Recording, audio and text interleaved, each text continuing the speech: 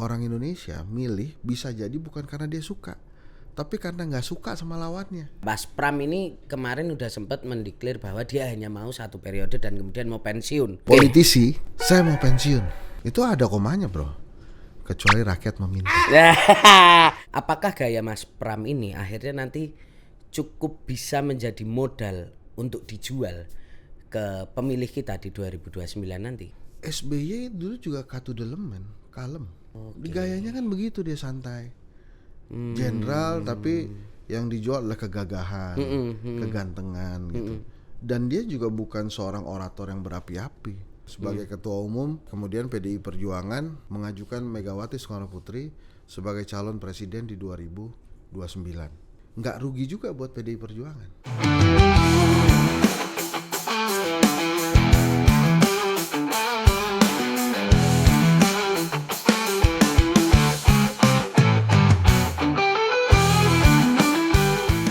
Sahabat Kompas.com, bertemu lagi bersama saya Tatang Guritno di acara Class White unggulan nomor 1 Kompas.com. Gaspol, ngobrol gas pasti nampol. Udah mulai nyaman nih, sering kesini nih bagian saya. Jangan serius-serius bro. Politik itu Cair. Kita sudah bersama dengan founder lembaga survei Kedai Kopi, Bang Henry Satrio. Bang Hensa, selamat pagi. Ya. Gimana Bang politik akhir-akhir ini kayaknya? Seperti pagi hari bro.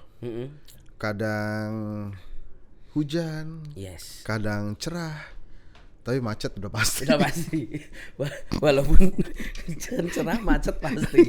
Macet pasti. Tapi itu juga ya, di tengah kemacetan tuh pasti ada celah-celah Bener bro. orang-orang untuk mulai. Bisa lewat dari kiri, Yes. bisa pura-pura mogok. Bisa. Ya. Kayak saya mau beli itu beneran itu. Tapi lo canggih bro. Gua baru dengar teman-teman ya, ada orang mogok di jalan, mobilnya langsung dijual. Gila loh. Padahal ada itu. Langsung dijual. Langsung ganti mobil baru. Langsung cengkel dia banget. Canggih. Itu solusinya cepet banget tuh. Aduh, kacau udahlah. Hebat. Kita naik dulu aja dah. Ini dah belusukan kemana-mana Nggak nih. boleh nyebut merek bro. Oh iya. Ojol. Nah, Ya. Bang, di antara kemacetan dan kayaknya mulai ada yang bermain-main celah ini. Aku pengen bahas gini sama Bang Ensa. Bang, kira-kira di 2029 nanti 2029 udah mulai ngeri nih. udah mulai ngeri nih. Kita lihat dari ini kayaknya ini dulu, berangkat dari ini dulu. Bang Ensa sepakat gak kalau nanti kemungkinan yang akan jadi salah satu penantang Pak Prabowo itu adalah seorang Pramono Anung? Karena gini nih Bang, kan kemarin dibahas khusus sih sama Pak Prabowo nih waktu di acara yang pemerintah pusat sama pemerintah daerah tuh.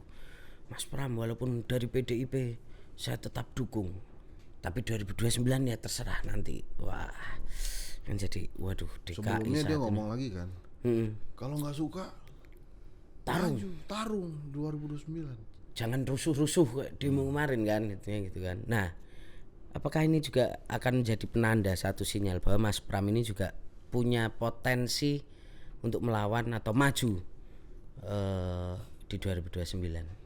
Ini menarik nih pertanyaannya. Mana gua Prabowo banget lagi. Lo kan Prabowo banget kan? Iya, putih-putih. Kemarin di Kertanegara kan ya. Jadi gini bro, memang per hari ini tuh agak sulit cari penantangnya Pak Prabowo ya. Kalaupun ada penantangnya, pasti mereka nih juga wait and see dulu gitu. Karena Pak Prabowo kan per hari ini memang ya disukai lah. Beberapa program memang sosialis kan, langsung menyentuh masyarakat. MBG, Sekolah Rakyat, belum lagi Koperasi Merah Putih. Dan biasanya tingkat kesukaan kepada presiden itu tinggi. Makanya dari zaman SBY itu belum pernah ada incumbent yang gagal 2 periode. Oke. Maksudnya pasti penantangnya Pak Prabowo juga memperhatikan itu. Bahkan gue curiga itu gimana ya jadinya, memprediksi. Kalaupun ada penantang yang maju, itu dia pasti preparation, persiapan untuk 2034. Jadi dia nabung elektabilitas sama nabung popularitas saja. Oh. Karena sayang kalau nggak dipakai momennya kan. Misalnya Henry Satrio, Tatang Guritno mau maju ke 2034, kita maju dulu 2029 supaya rakyat kenal. Kan kalaupun kita gini hitung-hitungan kita pasti kalah, tapi kan negara secara tidak langsung sudah mempopulerkan kita lewat kertas suara, lewat sosialisasi gitu. Jadi kalau ada yang mau menantang Prabowo 2029, siapapun dia, pasti tujuannya nabung elektabilitas, nabung popularitas. Karena menang itu sulit. Jadi kalau tadi kita bicara Mas Pram, dia punya tabungan kan sekarang sebagai gubernur Jakarta. Di 2034 berarti 2031 nanti. Dia bisa maju lagi tuh sebagai calon gubernur. Kan cuti aja kan. Kalau mau maju kan cuti aja tuh. 2031 dia maju lagi. Jadi artinya dia punya tabungan 2 kali. Di 2029 maju Pilpres, 2031 maju gubernur. So artinya kalau memang pas Pram ini disiapkan, pasti dia akan mengambil langkah-langkah itu tuh. Tapi apakah Prabowo Subianto yang juga ketua umum Gerindra rela PDI Perjuangan yang akan men-take over atau mengambil alih pemerintahan di 2034 nanti? Kenapa gue bilang begitu? Karena kalau Mas Pram maju 2029, artinya PDI Perjuangan pasti punya kotel efek. Naik ini pasti. Sedangkan gue yakin kan Gerindra pasti punya cita-cita nih menjadi pemenang. Kayak Demokrat waktu SBY periode kedua tuh naik lompatannya. Sama seperti PDI Perjuangan kan ini udah hat-trick. Pasti ada ambisi dari Gerindra mau mengalahkan PDI Perjuangan. Dan ingat Tang, rekor kemenangan itu masih dipegang oleh PDI Perjuangan 33,3% di 99. Pasti Gerindra minimal pengennya 35% lah. Kan 8 kan, tambah 5 atau 8 kan.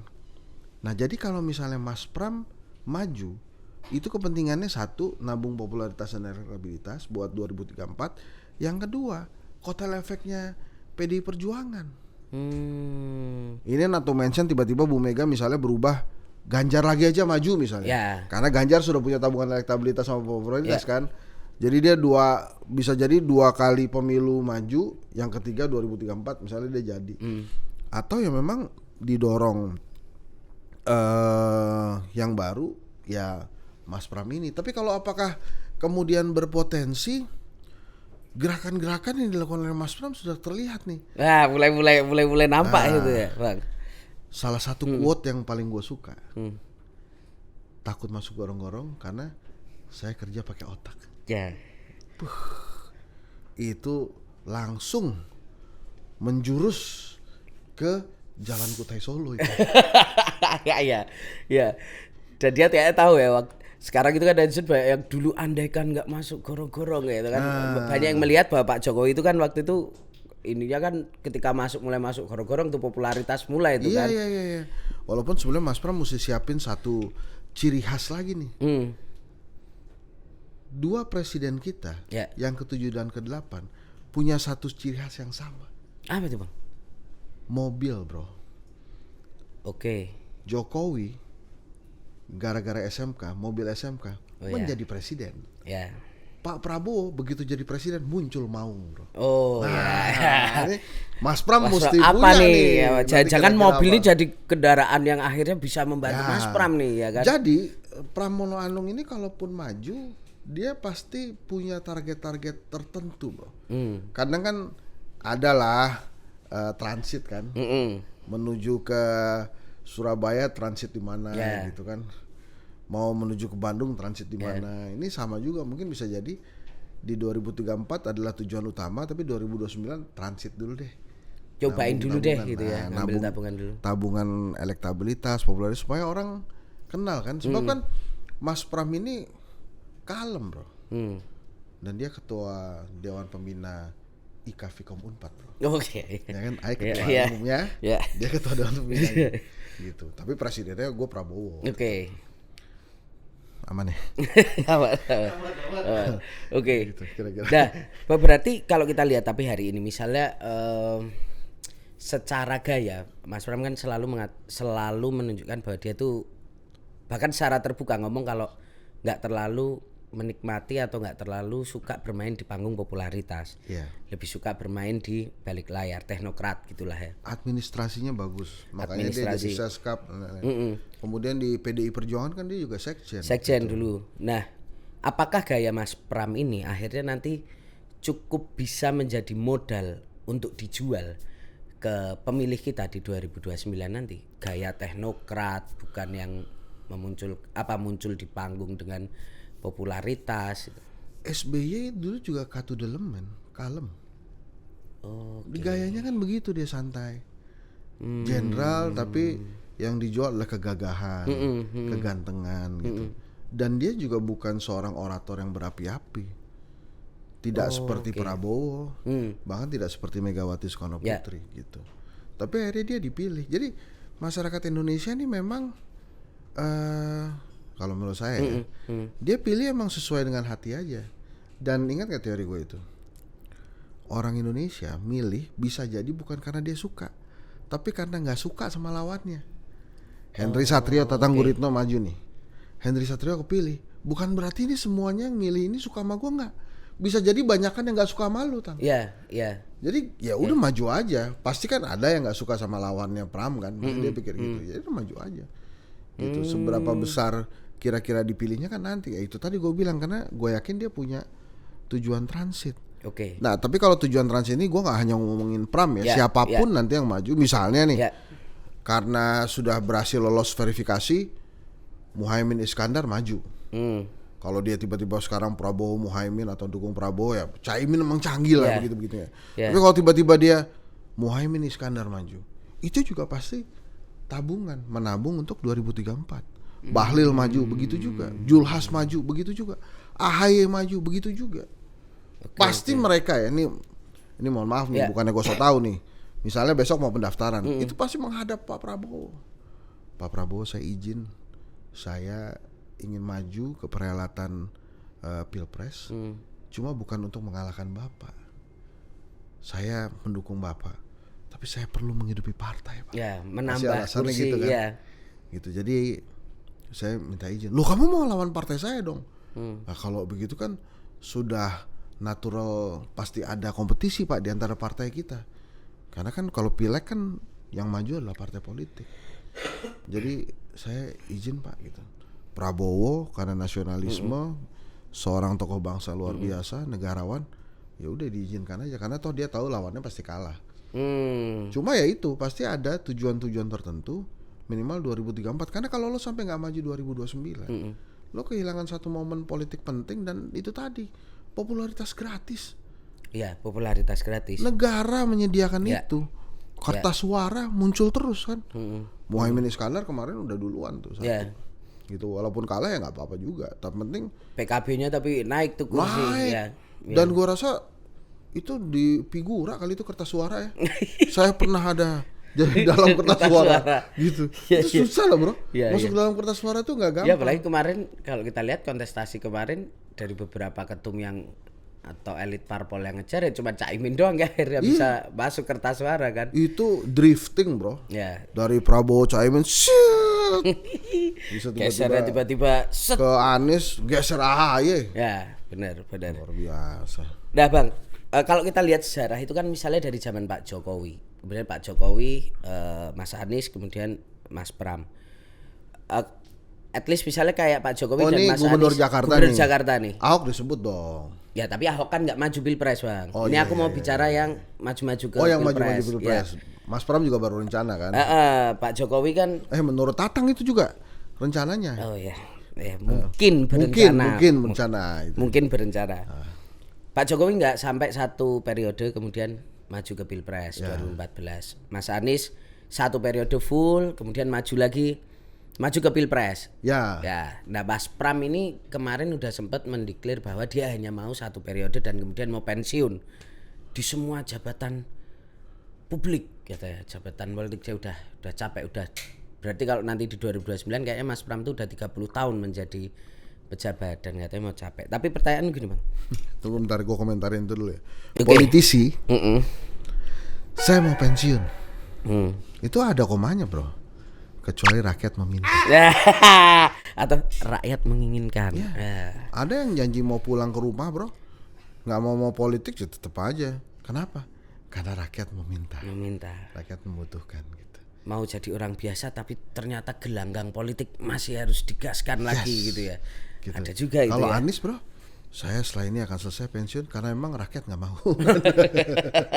Tapi kan udah bikin. Nggak kepilih waktu itu. Oh iya, tapi udah bikin partai nih si kawan kan. Sekarang tinggal mau lolos apa enggak tuh partai. Ya verifikasi itu. Nah, artinya gini bang, kalau kita lihat misalnya ke kasus Anies bang, kalau Pak Jokowi kan akhirnya menang, kemudian 2 kali jadi presiden. Tapi kalau kita lihat Mas Anies gagal tuh, dan kemudian ketika mencoba untuk maju lagi di Pilkada DKI, tiket nggak dapat. Nah, artinya ini kan jadi gambling juga bang. Kalau misalnya oke nih maju di 2029, Mas Pram mungkin bisa cuti, tapi apa iya gitu? Ketika misalnya ekosistem politiknya, lingkungan politiknya akan melihat bahwa akan membukakan pintu lagi untuk Mas Pram ketika 2031 balik lagi ke DKI. Ini kan juga kadang-kadang perebutan DKI ini kan seru ini untuk mempersiapkan ke next ya. Better dia 2 periode baru maju atau ya 2029 maju. Gue bahas dulu. satu-satu. Pak Pak Jokowi belum 5 tahun jadi gubernur, langsung jadi presiden. Karena dia ambil jalan pintas waktu itu bro. Masuk gorong-gorong keluar istana. Pak Jokowi ada tembusannya nih. Istana. Iya. Wah ini ngatur Jakarta lebih mudah kalau saya dari istana nih kan kira-kira. Sukses. Mas Anies selesai 5 tahun maju presiden, cuma gagal dapet tiket. Bedanya Anies sama Pram. Pram ini punya partai bro. Jadi PDI Perjuangan most likely kalau Pram mau, ya akan memberikan tiket dong. Dan saya yakin Mas Pram juga berdiskusi berdiskusai kalau di kedai kopi, karena kedai kopi itu kelompok diskusai dan kajian opini publik Indonesia. Jadi Mas Pram pasti akan berdiskusi dulu dan semuanya kan tergantung ibu biasanya. Ya, Bu Mega. Kalau Bu Mega bilang maju Pram, nanti setelah itu kamu saya tugaskan lagi di maju ke wagub, maju ke gubernur ya, pasti maju. Karena PDI Perjuangan tuh kerennya, mereka walaupun partai wong cilik, tapi percaya penugasan dari tegak lurus ya. Ketua umum. Memang bukan sistem komando, bukan beda. Oh beda ya. Kalau PDI Perjuangan bukan sistem komando, tegak dia tetap lurus bahasanya. wong cilik tapi tegak lurus. Jadi kalau ada penugasan pasti mereka kerja, pasti mereka maju. Gitu. Itu yang membedakan Pramono dengan Anies Baswedan. Kalau Anies kan nggak punya partai, malah waktu itu kan begitu dia nggak dapet tiket, lu bayangin aja ya, saking pengennya dapet tiket dia pergi ke PDI Perjuangan. Kan orang-orang ngelihat ini orang cari kerjaan apa gimana sih? Apalagi waktu itu digosipkan mau ke Jawa Barat kan, kan lebih aneh lagi tuh. Gue bilang ngapain sih ini orang udah, maksud gue jadi calon presiden itu udah ultimate tuh, dan nggak banyak kan rakyat Indonesia jadi calon presiden. Mestinya ngikutin Muhaimin tuh di Figura tuh kertas suara kan tuh udah pernah masuk ke kertas suara. Dan menurut gue sih oke gitu. Sekarang sih Anies tetap menggeliat ya, cari apa, bikin partai, kemudian gerakan belusukannya juga masih gitu. Tapi memang harus firm seperti Pram sih. Kalau Pram kan penugasan PDI Perjuangan, kalau ditugaskan ya ayo aja gitu. Dan PDI Perjuangan gini kan Tang, kalau misalnya kita bilang Gerindra tokohnya siapa sih, paling kita nyebutkan terbatas tuh, Prabowo Subianto, Sufi Dasko Ahmad, Budi Jiwandono, Sudaryono gitu kan. Tapi begitu tokoh PDI Perjuangan siapa aja, banyak tuh kita nyebutnya tuh. Megawati Soekarno Putri, ada Puan Maharani, ada Pramono Anung, ada Ganjar Pranowo, ada Bambang Pacul, belum lagi anaknya Megawati yang lain tuh, Mas Tatam, Mas Nanan gitu ya. Jadi kan memang banyak gitu. Kalau Golkar lebih banyak lagi bro. Tapi kalau ada partai yang memang tokohnya cuma satu, nah ini emang tugasnya dia membesarkan partainya aja sih gitu. Kalau tokohnya cuma satu. Nah tapi artinya kalau tadi kita bicara soal tokoh di PDIP itu banyak bang. Ini apa kontestasi di internal ini juga akan jadi suatu yang cukup menghambat seorang Pramono Anung nggak untuk maju nanti. Karena kita tahu kalau misalnya hari ini Pramono Anung, oke dia gubernur DKI, tapi kita juga nggak pernah lupa ada Puan Maharani. Ada Puan Maharani. Ya, Puan Maharani gitu yang selama beberapa tahun terakhir ya berada menjadi ketua DPR RI dan cukup punya kekuatan yang besar juga gitu. Nah, artinya kontestasi di internal PDIP sendiri dengan tokoh yang tadi Abang sebut cukup banyak. Ini justru malah bisa bikin Pram nggak maju atau justru jadi sesuatu yang menguatkan Pram. Paling enak sebetulnya dorong Pram. Karena dia punya jabatan yang sedang diemban. Jadi jabatannya itu bisa secara berkala memunculkan popularitas dia. Dan Puan Maharani ini dia sosok hebat, bro. Dididik sama Megawati memang dari bawah sampai sekarang jadi ketua DPR. Tapi ini mohon maaf lahir batin ya, ada hal yang mungkin bisa jadi penghambat. Mungkin dia disiapkannya itu jadi wakil presiden mungkin. Jadi kalau kemudian Gerindra dengan PDI Perjuangan berkoalisi, itu sangat mungkin Prabowo Subianto, Puan Maharani. Tapi kan ini agak melawan teori nih.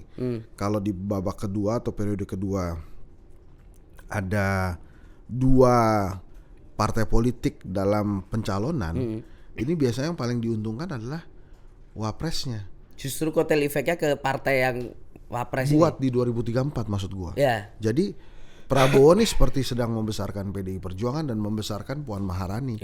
Kalau nanti dia bersama dengan Puan atau siapapun yang dia pilih, makanya gua yakin bahwa Prabowo akan sulit sekali berpasangan dengan Julhas, dengan Bahlil, dengan AHY, dengan Caimin, karena mereka ini adalah ketua umum partai politik dari partai politik yang lain. Kan Prabowo akan selesai 2034. Kalau dia membesarkan si Wapres yang dari partai politik lain, ini pasti si Wapresnya akan membesarkan partai politik dia yang akan menjadi lawan serius Gerindra nanti di 2034. Dan kemudian kalau ketua umum partai politik ini pasti dia berambisi nyapres kan. Maka ada 2 kemungkinannya. Si Wapres ini akan sibuk punya panggung sendiri, memproklamirkan atau mempopularitaskan dirinya. Yang kedua, bisa jadi di ujung-ujungnya orang jadi oposisi mendadak karena mau punya panggung kan. Misalnya Pak Prabowo bikin program MBG, kemudian nih amit-amit jamang bayi ya, ada lagi lah kesalahan sehingga ada anak sedikit sekali, mudah-mudahan nggak ada yang keracunan. Ini si Wapres bisa jadi tampil ke publik, saya mengecam keracunan yang terjadi seperti itu. Jadi dia justru jadi oposisi presidennya di dalam pemerintahan. Di dalam pemerintahan. Buat apa tujuannya? Buat naikin elektabilitas sama popularitas dia. Gitu. Jadi oleh karena itu SBY misalnya pilih Pak Budiono yang memang tidak punya partai dan tidak punya ambisi untuk nyapres. Joko Widodo pilih kayak Ma'ruf Amin yang nggak punya partai politik dan nggak punya ambisi lagi untuk nyapres.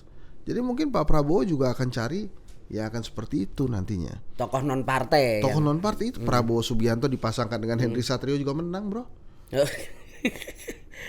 Menang, bro. Nggak usah cari tokoh partai politik yang lain gitu. Jadi itu yang terjadi. Maka balik lagi ke Pram tadi. Jadi kalaupun kemudian dia didorong oleh PDI Perjuangan, ada tujuan lain, membesarkan PDI Perjuangan di Pileg karena kotel efek, dan tentunya membesarkan IKV Komun 4, bro. Itu juga dapat kotel efek ya. Ngarep aja tuh. Oke. Tapi kalau untuk arah-arahnya Bang, nah akhirnya gini Bang, mungkin pertanyaan terakhir di chapter ini adalah, menurut Bang Hensa, kalau kemudian Pramono Anung ini semakin menguat dan kita lihat arah-arahnya makin menguat, tadi kan Bang Hensa ngomong kayaknya Prabowo di periode kedua secara teori mungkin memilih tokoh non partai. Tapi ketika misalnya nanti menguat seorang Pramono Anung ini, mungkinkah justru PDIP itu tidak jadi seorang penantang, tapi sangat mungkin Prabowo Pramono? Ya itu mungkin aja, tapi itu kelihatannya kecil kemungkinannya. Gini loh bro, ini gue ya. Kalau lo kan dari tadi pram gitu ya. Kalau kemudian tiba-tiba PDI Perjuangan mencalonkan Megawati Soekarno Putri gimana? Kan bisa jadi perhelatan panggung terakhir nih Ya. Megawati Soekarno Putri, karena mungkin setelah itu dia mau pensiun gitu ya sebagai ketua umum. Kemudian PDI Perjuangan mengajukan Megawati Soekarno Putri sebagai calon presiden di 2029. Nggak rugi juga buat PDI Perjuangan karena Prabowo akhirnya juga punya lawan. Dan selama ini kan hubungan mereka juga baik walaupun terkesan Megawati oposisi. Tapi kotel efek buat PDI Perjuangannya itu gede banget, bro. Jadi kalau ketum herself yang maju, mungkin persaingan pileg ini antara 3 partai politik nih yang kuat nanti. PDI Perjuangan, Gerindra sama Golkar. Kenapa Golkar masih saya sebut? Ini kan partai satu-satunya partai yang pendekarnya banyak semua. Jadi pendekar-pendekar di daerah inilah yang akan membesarkan Golkar gitu. Tapi kalau soal ketokohan, Megawati Soekarno Putri menurut saya sih layak tuh dipertimbangkan oleh lawan-lawan politik bisa maju di 2029. Karena apapun itu, bro. Dan Megawati ini seorang orator yang handal. Dia meletakkan tubuh dari ajaran Soekarno ke dalam partai yang namanya PDI Perjuangan. Dan ingat, bro, Megawati Soekarno Putri sebagai ketua umum jauh lebih sukses daripada ayahnya Soekarno. Karena Soekarno ini kan memang ketua umum PMI dia, tapi tidak sebesar PDI Perjuangan. Dan di tangan Megawati Soekarno Putri, PDI Perjuangan ini 33,3%. Belum pernah ada yang berhasil melampaui. Di tahun 99 itu ya waktu itu. Apakah kemudian kansnya bisa menang? Memang kecil lawan Prabowo karena itu tadi Prabowo elektabilitas popularitas. Tapi kalau Megawati yang maju rather than Pram, itu pasti punya kotel efek yang kuat. Nah, kalau tadi lo bilang intrik-intrik internal, ya, orang yang akan maju 2029 bisa jadi kalau selain Megawati Soekarno Putri akan berpeluang jadi ketua umum PDI Perjuangan menggantikan Megawati Soekarno Putri. Makanya gue setuju tadi ada intrik-intrik itu. Pasti akan dipikirin kalau bukan Mega, siapapun yang diajukan pasti punya level tersendiri sebagai calon ketua umum pengganti Megawati Soekarno Putri. Jadi lu pas banget tadi nyebut nama Puan Maharani atau misalnya nama-nama anak Megawati yang lain ya, Prananda Prabowo maupun Mas Atam tuh. Jadi ini memang kita lihat agak misteri, tapi kalau menurut saya Megawati Soekarno Putri itu namanya layak diperhitungkan di 2029. Layak diperhitungkan. Layak diperhitungkan. Apa itu kalau dari secara misalnya kita yang melihat misalnya politik dengan elit ya Bang, tapi ketika misalnya bicara soal konstituen muda, apakah Bu Mega ini masih cukup dalam tanda kutip laku untuk dijual di 2029? Kalau buat simpatisan, kader, pendukung PDI Perjuangan, Megawati ini gede banget, bro. Jadi kalau dia maju pasti kotel efek PDI Perjuangannya juga naik. Tadi ya, memang kalau lawan Pak Prabowo, ini mohon maaf ya Bu Mega atau PDI Perjuangan memang sulit dikalahkan Pak Prabowo ini, masih menang lah Pak Prabowo-nya. Tapi untuk kotel efeknya PDI Perjuangan harus Megawati Soekarno Putri. Karena kalau nggak Bu Mega, ini bisa jadi kalah sama Gerindra nanti, nggak jadi hat-trick mereka. Jadi untuk nahan supaya mereka tetap kuat ini ya, secara parlemen ya, dan tidak drop terlalu jauh ya. Kan ingat kan PDI Perjuangan tuh dalam pilpres, dalam pileg itu kalah 2 kali. Pertama sama Golkar, yang kedua sama Demokrat. Demokrat pada zaman SBY jadi presiden. Jadi saya sih menduga nih pasti Gerindra akan genjot kencang pileg ini. Angka 35% itu menurut saya nggak mustahil buat ditembus tuh oleh Gerindra. Maka supaya tetap berada di tataran elit, mau tidak mau PDI Perjuangan harus mengeluarkan kartu truf yang namanya Megawati Soekarno Putri. Supaya solid, ya kata Mbak Puan kan, solid gitu. PDI Perjuangan ini suaranya. Karena kalau misalnya yang lain, misalnya saya Mas Pram, Mbak Puan atau Mas Ganjar, itu selain intrik-intrik tadi PDI Perjuangan ada karena dia berpeluang menggantikan ibu sebagai ketua umum, belum tentu sesolid kalau Megawati yang maju. Ya, itu juga menarik untuk dibahas. Baru kan itu pandangan baru itu kan. itu. Nah, Megawati saya sebagai pengawat maju. politik ternama biasa begitu. Munculkan hal yang baru. Itu ya. Oke, terima kasih Pak Gensa. Sama-sama. Mas Siap. Alvan.